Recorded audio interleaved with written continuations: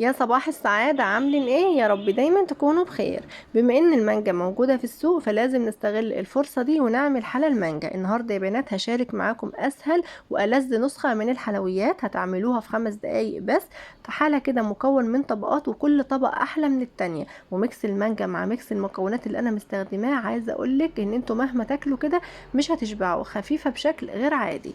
لو اول مرة بقى بتشوفوني انا رنا ودي قناتي منوعات رنا رضا، ما تنسوش تعملوا لايك للفيديو، كمان تشتركوا في القناة وتعملوا مشاركة للفيديو عشان يوصل لعدد كبير من الناس، وكمان تقولوا لي في الكومنتات بتتابعوني من اي بلد. وما ننساش نصلي على سيدنا محمد عليه افضل الصلاة واتم التسليم. ويلا نشوف عملنا حال المانجا التحفة ده ازاي.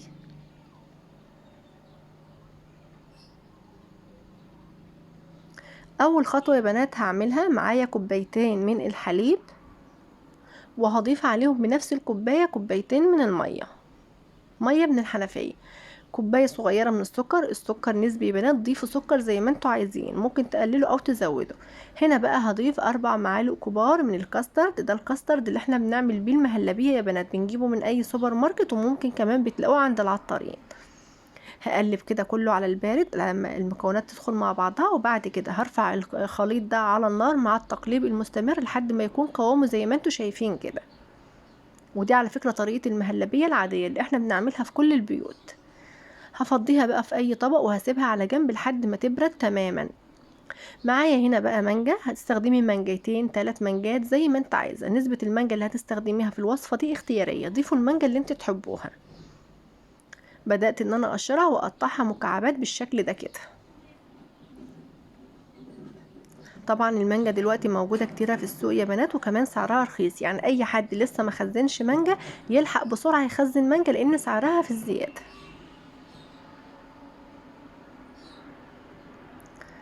بعد ما قطعت المانجا هسيبها بقى على جنب ونشوف الخطوة اللي بعد كده.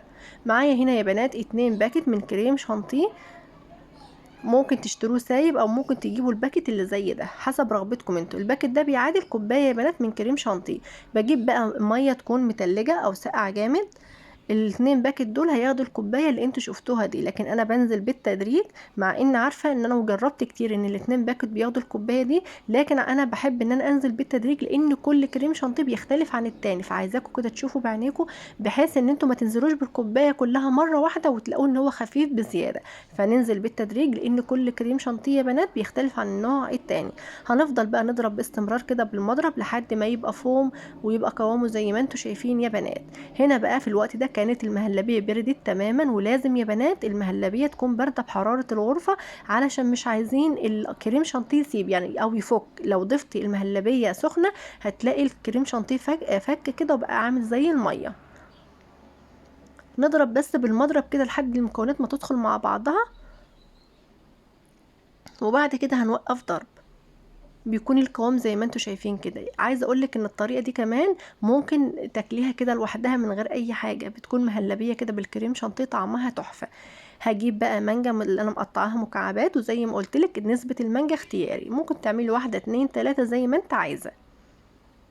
هقلبهم مع بعض بالسباتيلا كده تقليبه بحيث ايه كله يدخل مع بعضه، بس مش هبالغ في التقليب. هنا بقى يا بنات مهلبيه بالكريم شانتيه بالمانجا، تخيلوا معايا بقى الطعم، عايزه اقولك تحفه تحفه تحفه. هجيب بقى هنا معايا بنات بسكوت ساده، اي نوع بسكوت ساده موجود عندكم. اجيب صينيه بايركس، اي صينيه، مش لازم على فكره صينيه بايركس، بس انا طبعا بستخدم البايركس عشان التصوير. ممكن تستخدمه كمان في اطباق صغيره او طواجن زي ما تحبوا، اي حاجه متوفره عندكم مش هنقول لا، الجيش قال لنا لازم نتصرف. نزلت كده بكميه، يعني انا عايزه اقولك ان هو بودنج او مهلبيه، انا مش عارفه، هو بصراحه حاجه كده طعمها يعني خطير. الخلطه اللي احنا عملناها مع بعض او المهلبيه اللي احنا عملناها مع بعض، طبقه من ده وطبقه بسكوت، طبقه من المهلبيه وطبقه بسكوت، وهكذا لحد براحتكم برضو حسب ما تحبوا تملوا القالب كله وزي ما انتوا عايزين، اتحكموا بقى في الطبقات زي ما تحبوا. وهكذا يا بنات، انا تقريبا رصيت في الصينيه دي حوالي 4 طبقات. وحتى على فكره البسكوت متكسر مش مشكله، كده كده هو البسكوت بيكون مش ظاهر يعني.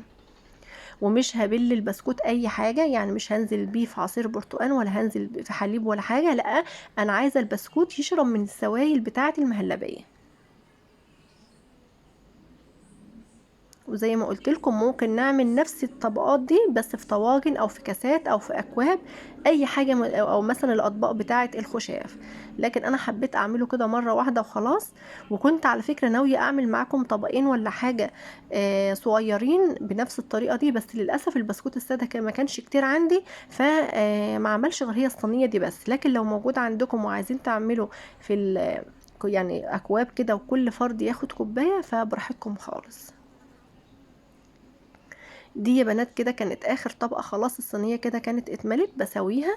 وبعد كده يا بنات بجيب بقى قطع مانجا تاني وببدأ ان انا ارصها كده على الوش. وممكن ده خطوة اختيارية ممكن تستغنوا عنها، يعني لو عايزين تستكفوا بالمانجا اللي موجودة في المهلبية يبقى خلاص. لكن انا حبيت بصراحة بما ان بقى في مانجا فحبيت ان انا اضيف الطبقة دي، بجد تحفة يا بنات. تخيلوا كده معايا المنظر، المانجا تاخدي مع طبقة مع المهلبية كده مع الكريم شانتيه مع البسكوت، عايزة اقول لكم يعني حالة فظيعة.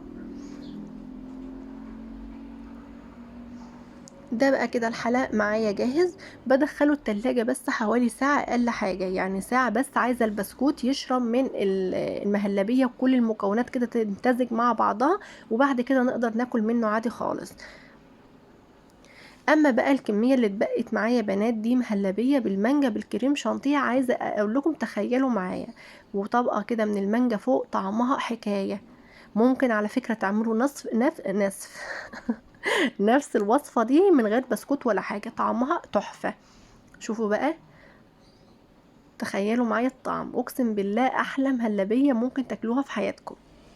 تحفة يعني. ممكن من غير ما نضيف البسكوت خالص، عايزين تعملوا طريقة المهلبية كده براحتكم خالص. بعد مرور ساعة بالظبط يا بنات على ما البسكوت بقى شرب من المهلبية وشرب من المانجا، عايزة اقول لكم الطعم خيال. الصينية دي تقريبا قعدت في التلاجة ما يكملش حاجة، يا دوب الولاد شافوها خلاص. ومش الولاد بس، بصراحة انا كنت عمال اكل مش قادرة ان انا اوقف اكل بصراحة. يعني تقريبا انا اكلت كده لوحدي ربع الصينية على الولاد مهجوم. طعمها تحفة وسهلة ومكوناتها كمان بسيطة. حتى دي لو أول مرة بتعملوا فيها حلويات فهي ناجحة جدا. عايزين بقى تقطعوا منها كده قطع وتاكلوا في كل يعني فرد طبق براحتكم خالص. اتمنى ان الوصفه بتاعتي تكون عجبتكم، واتمنى ان انتوا تجربوها وتقولوا لي بقى في الكومنتات ايه رايكم وتدوني كام من 10. اتمنى السعاده والتوفيق للجميع. هسيبكم في رعايه الله والسلام عليكم.